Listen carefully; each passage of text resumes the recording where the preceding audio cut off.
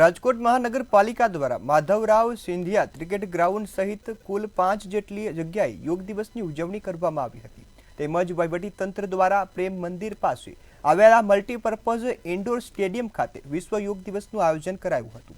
રાજ્યસભાના સાંસદ દ્વારા જણાવવામાં આવ્યું હતું કે નરેન્દ્ર મોદી ભારતના વડાપ્રધાન બન્યા બાદ યોગને વિશ્વ ફલક પર સ્થાન મળ્યું છે।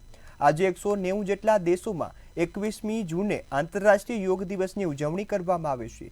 તણાવભર્યા જીવનમાં યોગ કરવાથી શાંતિ તેમજ લોકોનું આરોગ્ય પણ સ્વસ્થ રહે છે।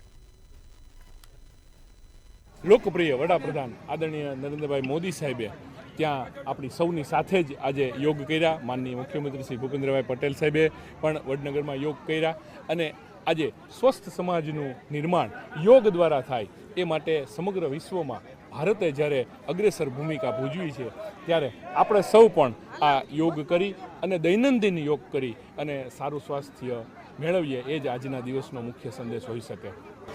21મી જૂન વિશ્વ યોગ દિવસની 11મા યોગ દિવસની આજે અમે લોકોએ રાજકોટ શહેરના 5 ઝોનની અંદર ઉજવણી પણ કરી। આ ઉજવણીની સાથે સાથે 2016થી રાજકોટ મ્યુનિસિપલ કોર્પોરેશન દ્વારા ભારતમાં પ્રથમ વખત એક્વા યોગા ખાસ કરીને બહેનો દ્વારા એક્વા યોગાનું પણ આયોજન રાજકોટ મહાનગરપાલિકા દ્વારા અમે લોકો દર વર્ષે કરીએ છીએ, જેનું પણ આજે 11મું વર્ષ છે। સ્વિમિંગ પુલમાં રાજકોટના બહેનો